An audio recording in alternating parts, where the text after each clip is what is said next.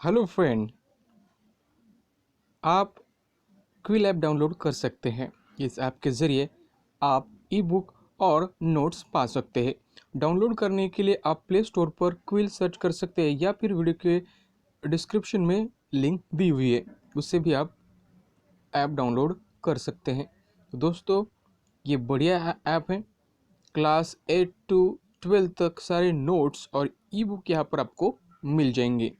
इसके लिए जल्दी से इसे डाउनलोड करें। तर आता मित्रांनो, सुरू करूया आपल्या थर्ड लेसनला।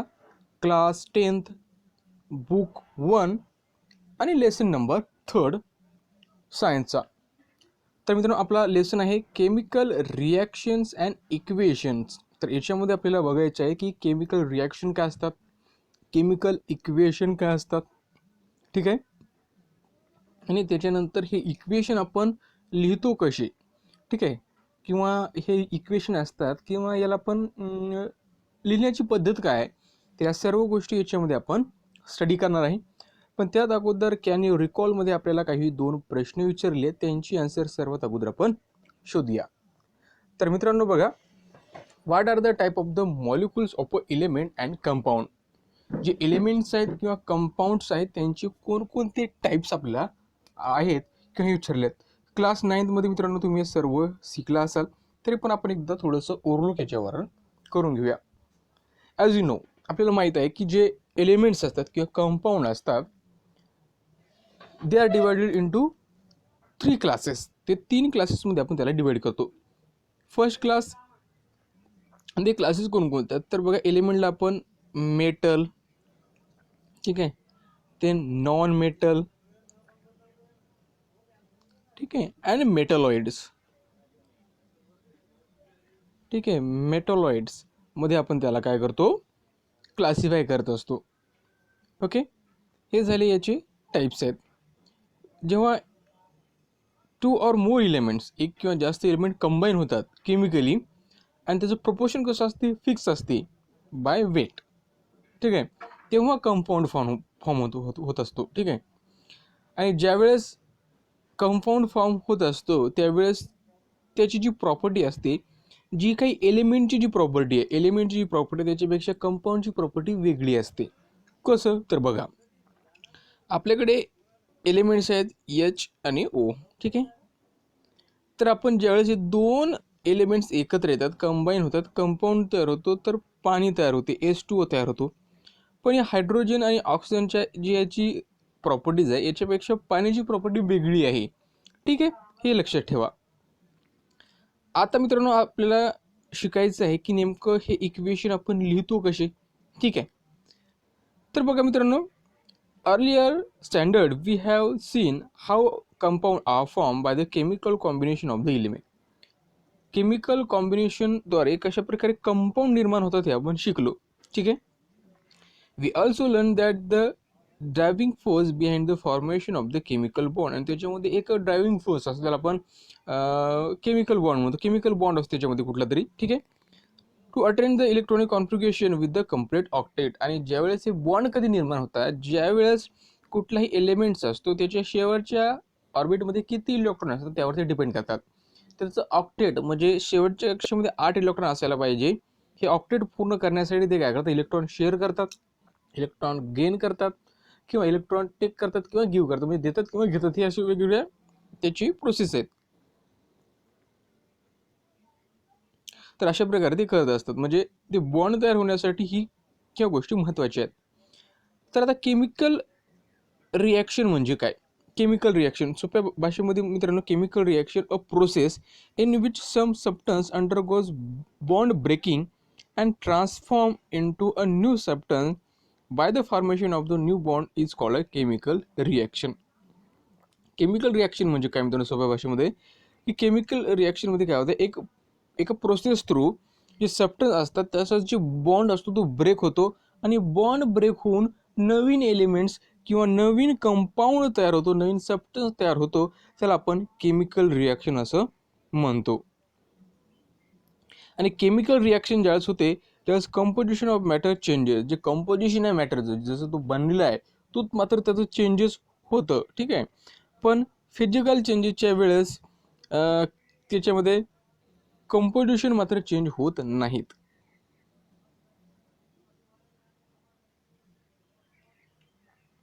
ठीक आहे, कंपोजिशन चेंज होत नाही, टेम्पररी होत असते. ठीक आहे मित्रांनो, आता चला तर आपण बघूया. तर बघा मित्रांनो, some scientist of the 18th and 19th century carried out the fundamental experiment of the chemical reaction. आता काय झालं, 18व्या 19 शतकामध्ये वेगवेगळे एक्सपेरिमेंट कंडक्ट करण्यात आलेले आहे आणि त्याच्यामध्ये त्यांना प्रूव्ह केलं the chemical reaction composition of the matter changes and that remain impermanent. त्यांनी काय सांगितलं आहे की जे केमिकल रिॲक्शन होते त्याच्यामध्ये कंपोजिशन ऑफ मॅटर आहे हे काय होते, चेंजेस होते आणि हे परमनंट असते. म्हणजे जे काही केमिकल चेंजेस होतात त्याच्यामध्ये जे काही कंपोजिशनमध्ये चेंजेस होतात ते परमनंट असतात. On the contrary during the physical change, आता बघा आपण सांगितलं की केमिकल चेंजेसमध्ये जे कंपोजिशन काय होते परमनंट चेंज होते, पण जे फिजिकल चेंज असतात only the state of the matter change and this change is often temporary in the nature. आणि नंतर काय सांगितलं की जे फिजिकल चेंजेस असतात त्यांच्यामध्ये जे काही चेंजेस होतात मॅटरमध्ये म्हणजे स्टेटमध्ये फक्त, बरं फिजिकलच्या याच्यामध्ये फक्त स्टेटमध्ये चेंज होतात, ते फक्त टेम्पररी असतात फिजिकल स्टेटमध्ये. फॉर एक्झाम्पल वॉटरला आपण सॉलिड पण बनवू शकतो आणि वेपर पण बनवू शकतो. तर मित्रांनो म्हणजे गॅसेस फॉर्ममध्ये, तर हे टेम्पररी चेंजेस असतात. तर हे सर्व जे रिॲक्शन्स आहेत किंवा हे काही सर्व आहेत ते सर्व यालाच निगडीत असतात. तर मित्रांनो आता आपल्याला बघायचं आहे की खाली आपल्याला एक टेबल दिलेलं आहे, आपल्याला सांगायचं तिथं फिजिकल चेंज आहे की केमिकल चेंज. सर्वात अगोदर मित्रांनो फिजिकल चेंज म्हणजे काय, तर फिजिकल चेंज फक्त 3 प्रकारे होतो. म्हणजे लिक्विड असेल तर सॉलिडमध्ये किंवा गॅसेसमध्ये, ठीक आहे, किंवा सॉलिड असेल तर लिक्विडमध्ये किंवा गॅसेसमध्ये, गॅसेस असेल तर सॉलिडमध्ये किंवा लिक्विडमध्ये. असे चेंजेस फक्त फिजिकल चेंजेसमध्ये आपल्याला दिसतात. म्हणजे आपल्याला दिसायला तो कसा आहे, ठीक आहे, दिसण्यामध्ये तो कसा दिसतोय याच्यावर आपण बोलूया. केमिकल चेंजेसमध्ये काय, तर त्याच्या कंपोजिशनमध्ये चेंजेस येतात, त्याच्या कंपोजिशन म्हणजे केमिकली तो चेंज होत असतो. ठीक आहे, तर मित्रांनो इथं काही एक्झाम्पल दिले ते आपण बघूया. Transformation of the ice into water. आता बघा आईस आहे म्हणजे सॉलिड आहे, त्याचं रूपांतर बर्फामध्ये झालेलं आहे. म्हणजे हे कोणतं चेंज आहे, तर हा फिजिकल चेंजेस सर्वांना माहीत आहे. Then cooking of the food cooking होत आहे. तर मित्रांनो याच्यामध्ये काय होत आहे, तर केमिकली चेंजेस होत आहेत. ठीक आहे, फिजिकली तर काही चेंजेस होत नाही याच्यामध्ये, तर हे इथं आपण टिक केलेलं आहे. रॅपनिंग ऑफ अ फूड, जे फळ पिकतात ते कोणतं आहे, तर हे मित्रांनो तुम्हाला माहीत असेल की तुम्ही इझिली सांगू शकाल की हे केमिकल चेंजेस आहे. मिल्क टर्न इंटू कर्ड, आता मिल्क आहे दूध, तर दह्यामध्ये रूपांतर होणं हे सुद्धा एक केमिकल चेंज आहे. देन इव्हॅपोरेशन ऑफ द वॉटरचे जे इव्हॅपोरेशन होते बघितलं आपण, वॉटर आहे त्याच रूपांतर इव्हॅपोरेशन म्हणजे गॅसेस स्टेटमध्ये होत आहे. इथं फिजिकल चेंज आपण याला म्हणूया. Then digestion of the food in the stomach, the stomach आपल्यामध्ये जे काही डायजेशन होते हे एक केमिकल चेंजेस आहे, आपण असं गृहीत धरूया. Then size reduction of the naphthal ball expose to the air, जे नॅफ्थलिन बॉल असते त्यांची साईज रिड्यूस होते, तर हे सुद्धा मित्रांनो एक केमिकल चेंजेसच आहेत. ठीक आहे. Then staining of the Shahabadi or Kadappa tiles by lemon juice, ठीक आहे, म्हणजे डाग पडणं त्या फरशीवर, ठीक आहे, तर एखाद्या फरशीवर डाग पडतात की नाही, तर ते कुठला चेंज आहे, तर मित्रांनो ते सुद्धा एक केमिकल चेंजेस आहे. Breaking of a glass object on falling from height, आता ग्लास जर वरतून खाली पडला तर तो काय होईल, फुटेल, इट विल ब्रेक. पण त्याच्या स्टेटमध्ये काही चेंज होईल का, पडल्यामुळे तो लिक्विड होईल का किंवा वेपर होईल का, तर नाही. तर म्हणून याला आपण केमिकल चेंजेस असं म्हणूया. तर मित्रांनो केमिकल चेंजेस काय असतात हे तुम्ही थोडक्यात बघितलेलं आहे. आता हे इथे एक एक्सपेरिमेंट आपल्याला दिलं आहे, हे एक्सपेरिमेंट आपल्याला काही बघायचं नाही. ठीक आहे, हे एक्सपेरिमेंट आपल्याला करावं लागेल, त्यानंतर जे काही ऑब्झर्वेशन येईल ते आपल्याला लिहावं लागेल. ठीक आहे, तर हे एक्सपेरिमेंट आपण बघणार नाही. ठीक आहे, हे ऑब्झर्वेशन तर थेट आपण खाली जाणार आहे आणि बघणार आहे. A physical changes take place due to the change in the parameters such as the temperature. आता जे काही फिजिकल चेंजेस येतात म्हणजे लिक्विडचं सॉइलमध्ये होणे किंवा सॉलिडचं लिक्विडमध्ये होणे हे कशामुळे होते, due to the change in parameter. कोणकोणते पॅरामीटर चेंज झाल्यामुळं, तर टेम्परेचर, द प्रेशर चेंज झाल्यामुळे फिजिकल चेंजेस होत असतात.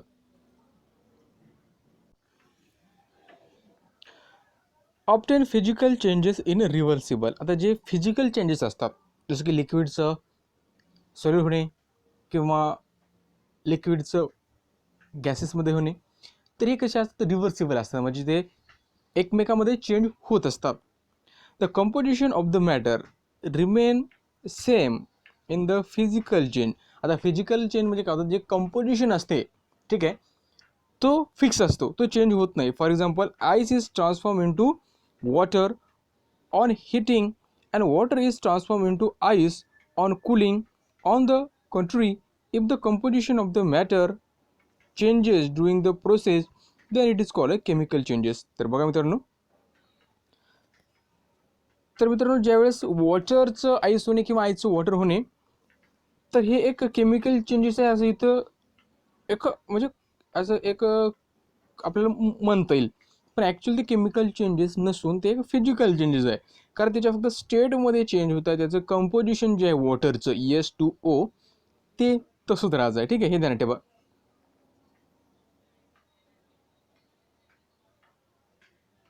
तर एवढं ध्यानात ठेवायचं आहे. आता बघा मित्रांनो, केमिकल रिॲक्शन काय असतात.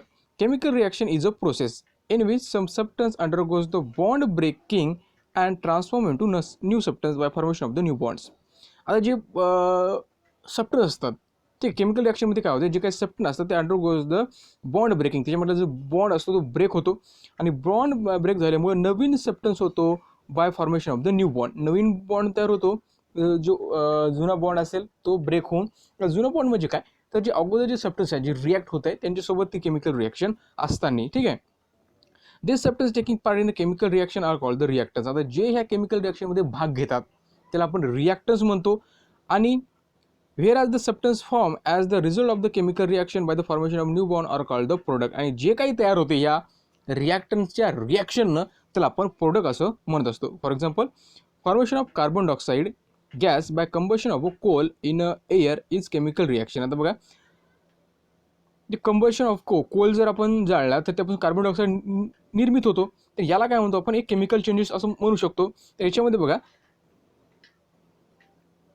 Reaction, the coal means carbon and oxygen from air are the reaction. बघा कोल म्हणजे काय, त्या कोलमधलं असलेलं कार्बन आणि ऑक्सिजन यांचं जे रिॲक्शन तयार होतं त्यावेळेस काय होईल, कार्बन डायऑक्साईड तयार होईल. म्हणजे हे दोघं झाले रिॲक्टन्स आणि प्रोडक्ट काय झालेलं आहे, कार्बन डायऑक्साईड.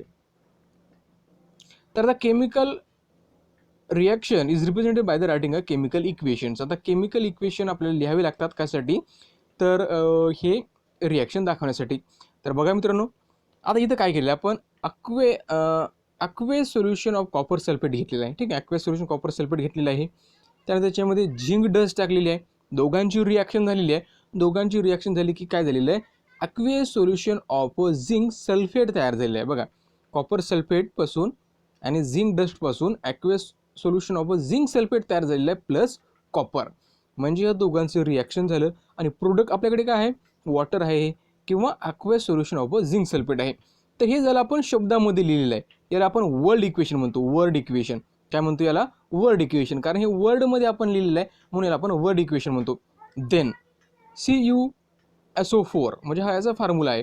नंतर प्लस ZN हा झिंक डस्टचा फॉर्म्युला आहे. झिंक सल्फेटचा फॉर्म्युला ZnSO4 प्लस कॉपरचा Cu. तर बघा हे आपण लिहिलेलं आहे, हे आपण लिहिलेलं आहे कशामध्ये, इक्वेशनमध्ये लिहिलेलं आहे आपण असं म्हणूया. ठीक आहे, याला केमिकल इक्वेशन असं म्हणतो, कारण हे वर्डमध्ये नाही तर इक्वेशनमध्ये, कारण आपण इथं फॉर्म्युल्याचा यूज केलेला आहे. ठीक आहे, आता इथं काय बघायला, आपल्या दोघांची केमिकल रिॲक्शन झाली तर CuSO4 आणि झिंक डस्ट हे झाले रिॲक्टन्स.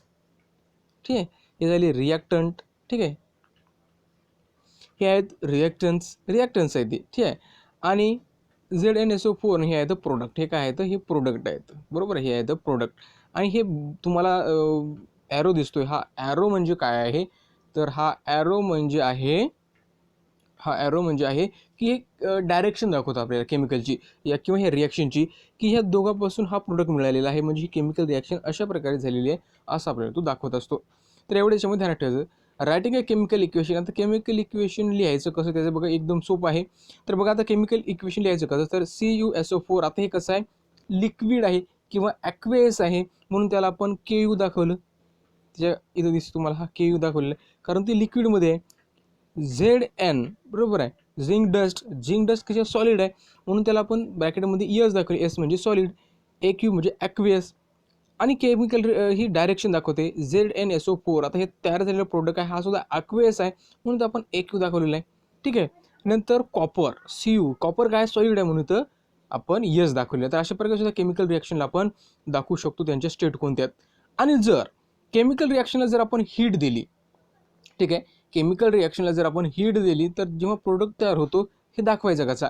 तर बघा मित्रांनो इथं काय आहे, स्लेक लाईम घेतलेला आहे आपण. ठीक आहे, स्लेक लाईम इथं घेतलेला आहे आणि तो इथं यस दाखवला म्हणजे तुम्ही सांगू शकाल की हा कसा आहे, सॉलिड आहे. आणि बघा इथं जो ॲरो दिला आहे, ॲरोच्या वर असा ट्रायंगल सारखा भाग आहे, त्याला डेल्टा आपण असं म्हणूया. डेल्टा काय दाखवतो की ह्या स्लेक लाईमला हीट दिलेली आहे. प्रोसेसच्या वेळेस काय केलेलं आहे, हीट दिलेली आहे. या हीटमुळे काय तयार झालेलं आहे, तर त्या हीटमुळे काय झालेलं आहे, तर त्या हीटमुळे हे प्रोडक्ट तयार झाले आहेत. हे प्रोडक्ट आपल्याला इथे दिसतात. ठीक आहे, हे प्रोडक्ट आपल्याला इथं तयार झालेले दिसतात.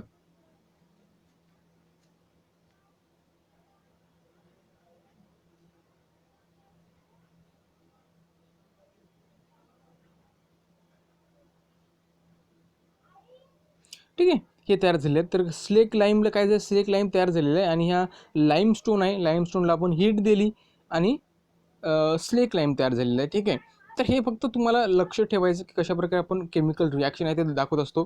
त्यानंतर बघा इथं सुद्धा CuSO4 ॲक्वेस आहे, Zn सॉलिड आहे, ZnSO4 हे ॲक्वेस आहे, कॉपर हे सॉलिड आहे. आणि नंतर काय केलेलं आहे, आणि हीट पण आपण असं सुद्धा दाखवू शकतो प्लस करून हीट. आणि जर आपल्याला जास्त एलिमेंट दाखवायचे, जास्त रिॲक्टन दाखवायचे असेल तर आपण प्लस सुद्धा दाखवू शकतो. म्हणजे एकापेक्षा जास्त प्रोडक्ट असतील किंवा रिॲक्टन असतील तर त्याला आपण प्लस करून त्याच्यामध्ये दाखवू शकतो. त्याच्यानंतर बघा मित्रांनो, जर टेम्परेचर आपल्याला स्पेसिफिक टेम्परेचर दाखवायचं असेल म्हणजे 60 डिग्री किंवा काही त्याच्यामध्ये कॅटलिस्ट जर आपण यूज केला असेल तर अशा प्रकारे आपण इथं 60 डिग्री त्या ॲरोच्यावर दाखवू शकतो. खाली कॅटलिस्टसुद्धा आपण दाखवू शकतो. अशा प्रकारे आपण लिहू शकतो. तर हे केमिकल रिॲक्शन बघा मित्रांनो इथं तुम्हाला दिसते कशा प्रकारे आपण एकदा लिहिलेत. Cu सॉलिड आहे, कॉपर. त्यानंतर जर याची स्पेसिफिक काही कॅरेक्टर असतील किंवा स्पेसिफिक इन्फॉर्मेशन असेल, ठीक आहे, HNO3चे, तर कॉन्सन्ट्रेटेड म्हणजे काय, तर त्याची जी जे पॉवर आहे किंवा त्याची जे स्ट्रॉंग आहे ते कसं प्युअर आहे असं म्हणा हरकत नाही. त्याचं जे काही लिक्विड आहे ते प्युअर आहे, त्याला कॉन्सन्ट्रेटेड म्हणतो. ठीक आहे, तर हा बघा ॲक्वेस आहे. त्यानंतर स्पेसिफिक जे काही इन्फॉर्मेशन ते आपण त्याच्या खाली लिहिलेलं आहे. डायल्यूट असेल त्याच्या खाली आपण इथे लिहिलेलं आहे. नंतर हा ॲरो दाखवलेला आहे. ॲरो की हे काय असतं, डायरेक्शन असते त्या इक्वेशनची. त्यानंतर बघा मित्रांनो अशा प्रकारे इथं आपल्याला हे गोष्टी सर्व दिसत आहेत. तर हे फक्त एवढंच ध्यानात ठेवायचं की ही इक्वेशन आपल्याला कशी लिहायची आहेत, ठीक आहे, याचा अभ्यास करायची गरज नाही. त्यानंतर मित्रांनो आता आपण बघूया, हा इथे एक्सपेरिमेंट आपल्याला दिलेला आहे. एक्सपेरिमेंटमध्ये काय करायचं आहे आपल्याला, इथं टेस्ट ट्यूब घेतलेले आहे, कोनिकल फ्लास्क आहे आणि बॅलन्स घेतलेला आहे. आणि घेतल्यानंतर आपण काय बघतोय बघा मित्रांनो, एकामध्ये काय घेतलं, सोडियम क्लोराईड आपण घेतलेला आहे. एका sodium in conical flask. Conical फ्लास्कमध्ये सोडियम क्लोराईड घ्या. ठीक आहे, आणि टेस्ट ट्यूब घ्या. टेस्ट ट्यूबमध्ये सिल्वर नायट्रेट सोल्युशन घ्या. दोन्हीही सोल्युशन आहेत ते एका कोनिकल फ्लास्कमध्ये टेका जसं की तुम्हाला दिसते. ठीक आहे, कोनिकल फ्लास्कमध्ये टेस्ट ट्यूब ठेवली आणि त्याच्यामध्ये सिल्वर नायट्रेटचं सोल्युशन आहे. आणि नंतर काय करा,